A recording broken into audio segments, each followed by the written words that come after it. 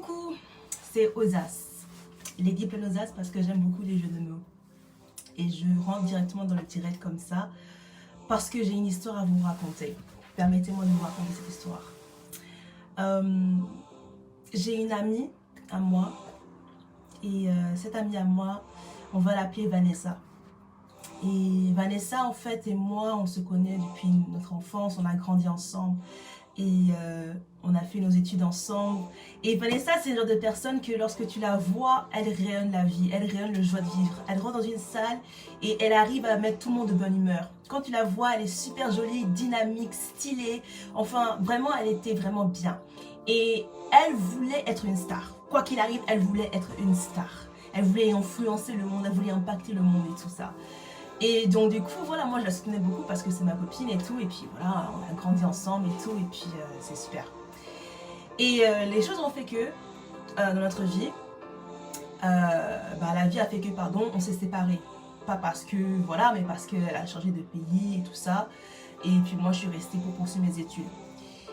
Et entre-temps, elle a rencontré un homme. Et quand elle a rencontré un homme, elle me disait que ce monsieur était gentil, il était sympa, il était cool et tout ça et tout ça et tout ça. Donc je dis, ah bah c'est bien pour elle, elle est dans un nouveau pays, elle a rencontré un homme qui peut être l'homme de sa vie, quoi, tranquille, c'est bon. Et après, le temps passe, les mois filent, et Vanessa, je me rends compte qu'elle me donne moins de ses nouvelles, en tout cas, je n'entends plus trop parler d'elle et tout, et je comprends pas. Donc du coup, un jour, j'essaie de l'appeler, et la personne qui a répondu au téléphone, je ne reconnaissais pas du tout cette dame. Enfin, j'ai appris plus tard que c'était Vanessa, mais elle m'avait l'air super fatiguée et tout, donc je me suis dit, mais attends, c'est bizarre, Vanessa, je te connais pas comme ça, pourquoi tu me parles comme ça? Et du coup, voilà, j'ai dit, bon, Vanessa, quand tu es moins fatiguée, appelle-moi, parce que là, ton mood, là, non. Et donc, du coup, elle m'a rappelé le lendemain, et Vanessa, quand elle m'a rappelé, comment dirais-je, elle m'a dit, désolée Ariel, vraiment désolée, j'étais vraiment fatiguée, mais en fait là je suis en train de vivre des situations vraiment très compliquées. Elle me dit que parce qu'elle est en Australie, elle voulait vraiment vivre une vie de star, elle voulait vraiment vivre la meilleure vie et tout, mais elle se rend compte que là elle a beaucoup de retard dans sa vie, elle n'arrive pas à bien manger, elle n'arrive pas à s'acheter des fringues, elle n'a plus d'argent, le monsieur avec qui elle est, il est violent, il est bizarre. En tout cas, elle m'a dit qu'elle était vraiment dépitée, elle était dépressive, elle était en dépression et elle avait même envie de se suicider. J'étais là genre, Vanessa, genre, c'est pas normal. C'est pas normal que tu t'arrives à ce point-là, tu vois, c'est pas possible. J'avais envie de lui dire, mais attends, ok, je vais appeler le téléphone, je vais appeler et puis je vais arriver chez toi pour te faire sortir de ton trou, tu vois. Mais je pouvais pas. Mais voilà, j'ai dit, Vanessa, faut que tu te calmes, faut que tu puisses te calmer. Et voilà, je l'ai parlé et je lui ai dit, bon, moi je suis pas la meilleure conseillère, mais je vais te prendre un livre et je vais te conseiller. Et du coup, j'ai pris un livre et dans ce livre-là, je l'ai fait s'asseoir au téléphone. Et c'est le même livre que j'aimerais vous parler aujourd'hui. J'ai pris le livre de la Bible et j'ai pris aussi le chapitre Jacques. Parce que pour moi, le meilleur conseiller, c'est Jésus-Christ en fait. Pour moi, le meilleur conseiller, c'est Jésus-Christ. Parce que quand tu as Jésus-Christ, en fait, il te donne beaucoup de conseils dans la parole de Dieu, dans la Bible. Parce que Jésus-Christ lui-même, il a vécu comme un homme, en fait, sur la terre. Il a vécu comme toi et moi, il a vécu des situations bizarres. Lui aussi, il s'est senti délaissé, il s'est senti méprisé, incompris, dans l'incompétence, il s'est senti dans le manque et tout ça. Et donc, du coup, il a prévu plein de choses dans la Bible pour que on puisse, en fait, s'en sortir. Donc, du coup, je lui ai dit, ok, Vanessa, assis-toi et laisse-moi te dire quelque chose. Donc j'ai pris la parole de Dieu et j'ai lu Jacques 1 à partir du verset 2 qui dit: mes frères, regardez comme un sujet de joie complète les diverses épreuves auxquelles vous pouvez être exposés, sachant que l'épreuve de votre foi produit la patience. Mais il faut que la patience accomplisse parfaitement son œuvre, afin que vous soyez parfaits et accomplis sans faillir en rien. Si quelqu'un d'entre vous manque de sagesse, qu'il la demande à Dieu, qui donne à tous simplement et sans reproche, et elle lui sera donnée. mais qu'il demande là avec la foi, sans douter, car celui qui doute est semblable au flot de la mer, agité par le vent et poussé de côté et d'autre, qu'un tel homme ne s'imagine pas qu'il recevra quelque chose de Dieu, car c'est un homme qui est irrésolu, inconstant dans toutes ses voies. Ok, bien aimés, frères et sœurs, il faut savoir une chose. Jésus-Christ, il nous donne les codes, en fait, dans la Bible. Il nous donne la façon de voir les choses, la façon d'agir et comment avoir la meilleure attitude, peu importe la situation dans laquelle nous vivons. Vanessa, c'est comme toi et moi, c'est comme n'importe quelle personne. Elle avait des rêves, elle avait des ambitions, elle avait des projets. Et du jour au lendemain, elle se dit que la vie n'avance plus à rien. Elle se dit qu'elle est bloquée. Elle se retrouve dans des situations compliquées. Et quelque chose qui était comme un rêve pour elle, c'est quelque chose de distinct, impossible à atteindre parce qu'elle se trouve dans des difficultés. Jésus-Christ nous dit, quand nous vivons des situations compliquées, quand nous vivons des situations désastreuses, il ne faut pas se lamenter. Il ne faut pas se suicider ou même avoir envie de se suicider. Il ne faut pas être triste ou en dépression. Absolument pas. Dieu nous dit, il faut que nous puissions voir ça comme un sujet de joie. C'est comment Dieu nous voit. Quand nous sommes en train de vivre des situations compliquées, on doit voir cela comme un sujet de joie. Quelque chose dans laquelle on peut se réjouir. Lorsque tu vis des situations compliquées, lorsque tu vis des situations difficiles, ne te lamente pas, mais plutôt aie la joie. Aie la joie, en fait. C'est bizarre, c'est paradoxal, mais c'est comme ça que Jésus-Christ veut que nous puissions réfléchir, veut que nous puissions voir le monde, voir les choses. Aie la joie lorsque tu as des situations compliquées. Je parle seulement sur ce que je vis, tu vois, et je me rends compte que les situations compliquées que tu es en train de traverser aujourd'hui, plus tard, lorsque tu auras finalement réussi, lorsque tu auras du recul, tu vas revoir ces jours-là comme tes jours de gloire. Est-ce que tu comprends? Tu vas revoir ces jours-là comme des jours de gloire. Pourquoi? Parce que ces jours-là ont été des jours où tu n'as pas été connu. Ces jours-là ont été des jours où tu as été dans le creux du rocher, où personne ne te calculait, tout le monde te méprisait, d'accord? Mais c'est les jours-là où personne ne peut te dérober ça. C'est les jours-là où tu as pris du temps à te construire ou à construire quelque chose, construire un projet. Peut-être que plus tard, tu seras connu comme celui qui a construit un gratte-ciel. Mais dans les temps difficiles comme ça, les temps de l'épreuve, cette saison dans laquelle tu es en train de traverser, peut-être que tu es en train de trimer pour apprendre comment construire un gratte-ciel. Peut-être que tu es en train de trimer pour apprendre comment construire déjà une cabane. Tu ne sais pas comment faire ça, mais tu es en train de trimer pour apprendre les b.a.-ba des choses, les fondamentaux des choses. Tu es en train de trimer. Et peut-être que sur le coup, tu dis que c'est terrible. Mais plus tard, quand tu vas réfléchir et repenser à ta vie ancienne, au passé, tu vas dire, mais attends, mais c'était vraiment les meilleurs jours de ma vie. Parce que quand tu es en haut, et quand tu es arrivé en haut de façon mauvaise, tu peux rapidement tomber en bas. Et quand tu es en haut, quand tu as réussi, tout le monde te voit. Tu es exposé. Alors tu n'as pas le droit à l'erreur. Mais dans cette saison où tu es en train de vivre des choses difficiles, personne ne te voit. Personne ne te calcule. Et donc, c'est le temps de faire des erreurs. C'est le temps, justement, de te chercher, de te trouver. D'accord? Et la Bible nous dit que lorsque nous sommes en train d'être face à plusieurs épreuves, cela éprouve notre foi afin que nous ayons la patience. Quelqu'un qui est rapidement arrivé au succès, alors même qu'il est impatient, il ne va pas rester très haut. Il ne va pas rester en haut pendant longtemps, en fait. Quelqu'un qui est impatient d'être dans le succès, de réussir, il est capable de faire des choses abominables. Il est capable, parce qu'il est impatient, de prendre un chemin qui n'est pas dans le plan parfait de Dieu pour toi. Cette personne est capable de faire une erreur irrévocable parce qu'il était impatient. Mais lorsque dans une saison où tu es en train de te construire, où tu es en train de trimer, tu apprends à être patient. Tu apprends justement à être stable, à être constant. Amen. Voilà quoi, tu vois. Et Dieu veut que nous sommes patients. Dieu veut que nous soyons en joie lorsque nous sommes face à des situations difficiles. Quand tu lis la parole de Dieu, quand tu lis la Bible, tu vois qu'il y a plusieurs personnes qui ont vécu des situations vraiment désastreuses avant d'être élevées.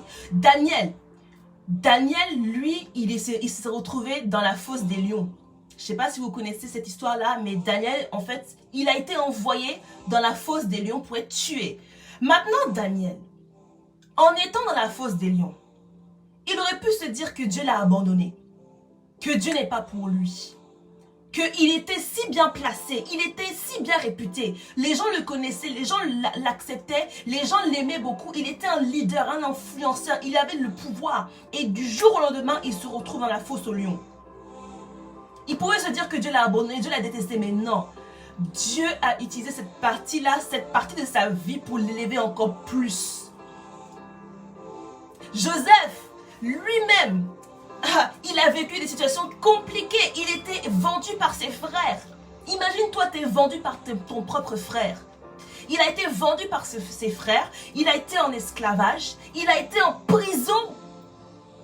Pendant ces périodes de sa vie, il aurait pu se dire que Dieu n'était pas avec lui.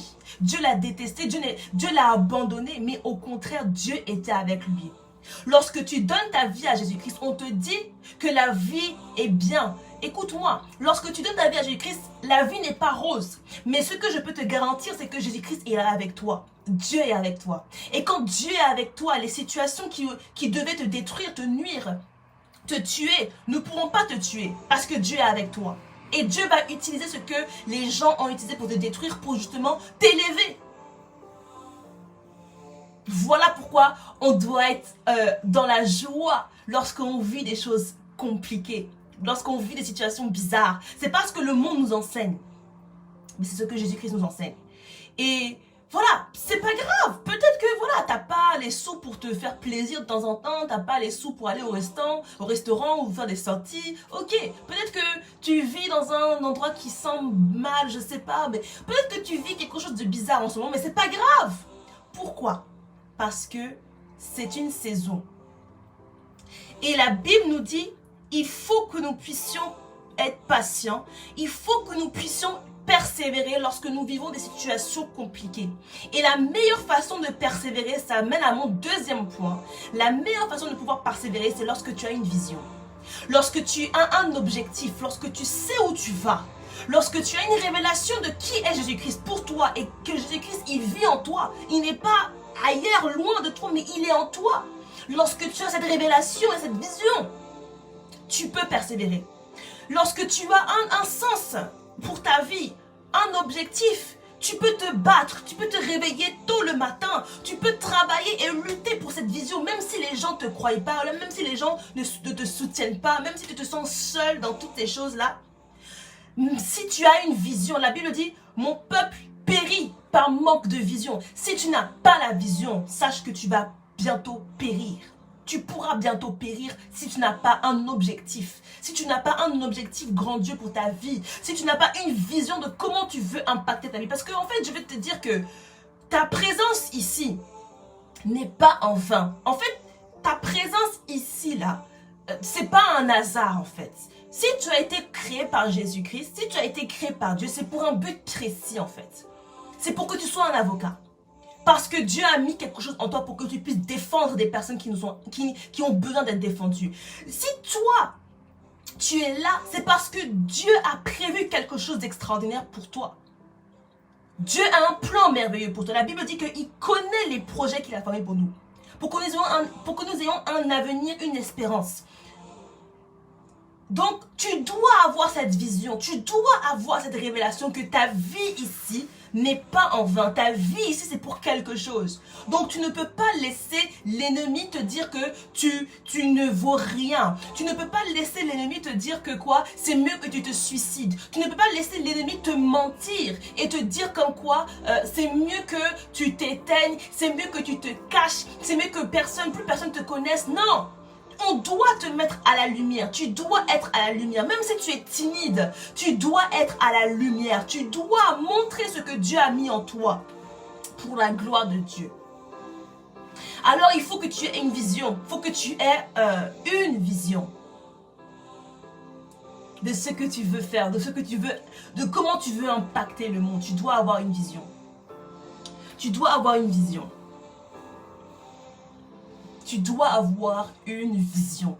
Parce que si tu souffres sans vision, tu souffres en vain. Mais si tu souffres pour une cause, si tu souffres pour tes rêves, si tu souffres pour Jésus-Christ, c'est une cause.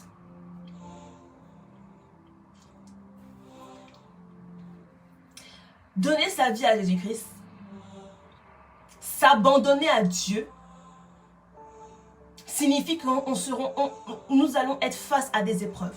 On va être face à des difficultés, ça c'est clair. On va être face à des difficultés, mais Jésus, il est avec nous.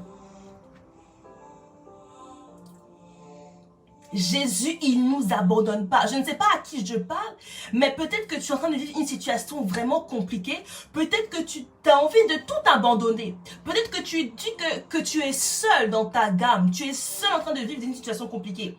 Peut-être que tu as commencé les études et maintenant, les études, ce n'est pas ce que tu veux ou bien tu prends plus de temps que les autres. Je ne sais pas.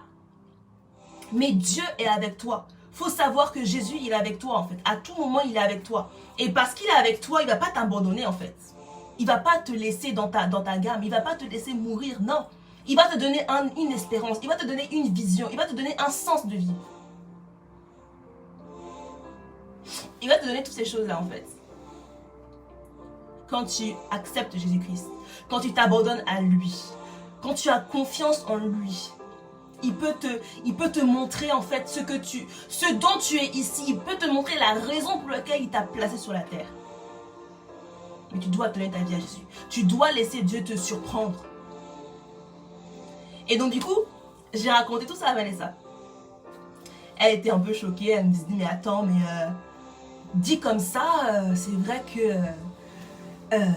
j'ai pas vu ça comme ça. Enfin vraiment, waouh, merci m'avoir dit ça. Et aujourd'hui, Vanessa, elle fait des choses extraordinaires. Maintenant, Vanessa, elle est influenceuse.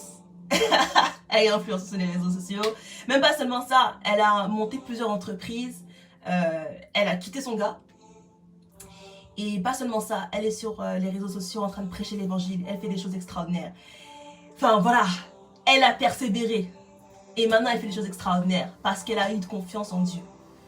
Et donc, du coup, je t'invite, toi qui me regardes, toi qui vas regarder cette vidéo, de donner ta vie à Jésus-Christ et surtout avoir confiance en lui. Et voilà. On se retrouvera très bientôt. C'était Osas. Moi, c'est Lady Pleine Osas parce que j'aime trop les jeux de mots. Et on se retrouve à très bientôt. D'accord. Dans le livre, j'ai médité Jacques 1, versets 2 à 7. Donc, si jamais tu te retrouves dans une situation où tu es bloqué, je t'invite à prendre la Bible et à méditer dessus. Médite dessus et tu te sortiras mieux. En tout cas, encourager et booster. Parce qu'il y a beaucoup de choses qui sont réservées pour toi là-dedans. Hein. Vraiment, il y a beaucoup de choses qui sont réservées pour toi là-dedans, que Dieu veut te faire découvrir. Donc, voilà. Bye bye. Partagez, abonnez-vous hein, et aimez la vidéo. Bye.